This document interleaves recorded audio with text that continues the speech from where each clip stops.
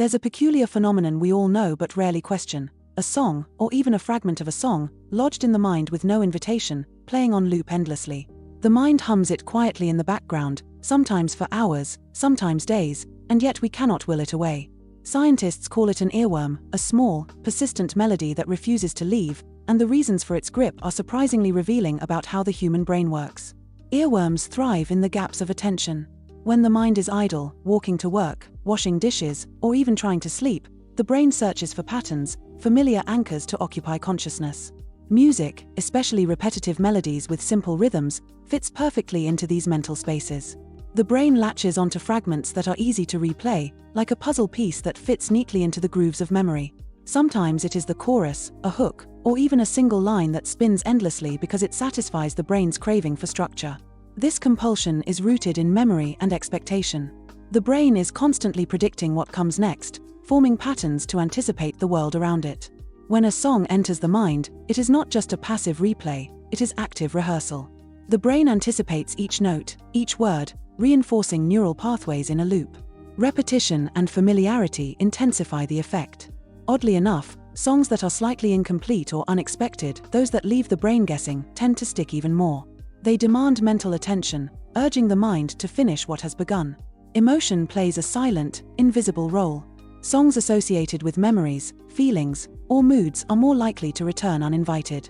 A melody from childhood, a tune linked to love or heartbreak, can surface in moments when the conscious mind is distracted, yet the emotional brain recognizes it instantly. The limbic system, the seat of emotion, connects music to memory, forming loops that the rational mind cannot easily interrupt.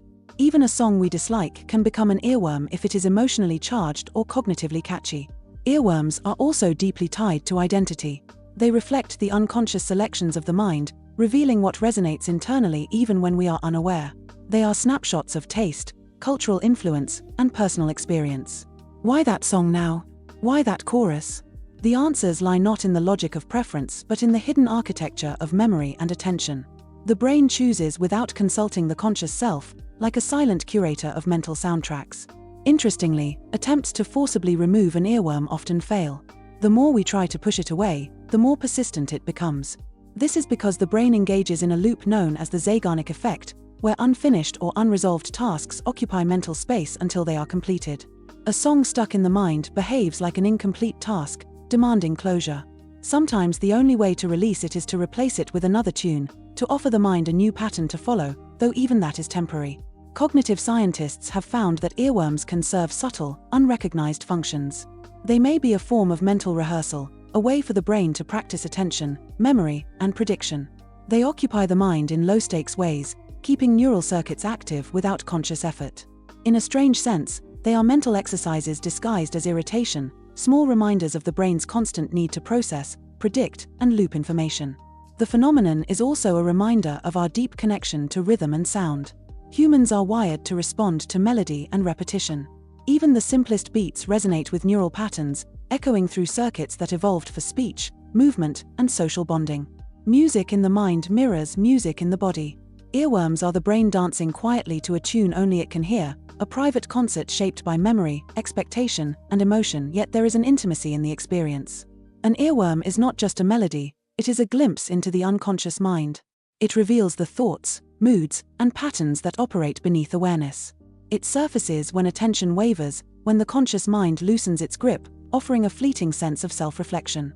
We laugh at them, complain about them, yet they connect us to our own mental life, reminding us that the mind is never truly silent. And sometimes, they are beautiful. A tune that returns unexpectedly can spark nostalgia, creativity, or joy. They remind us of moments long past, people we have loved, experiences we carry. Even in annoyance, there is fascination, a recognition of the strange intelligence of the mind. Earworms are tiny ambassadors of memory, emotion, and rhythm, floating in the space between thought and perception. In the end, earworms are both trivial and profound. They are moments of the mind asserting its presence, of the brain revealing its obsession with patterns and prediction.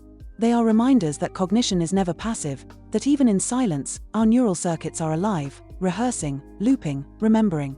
To have a song stuck in your head is to glimpse the persistent, mysterious intelligence of the human brain, endlessly searching, endlessly humming, endlessly alive.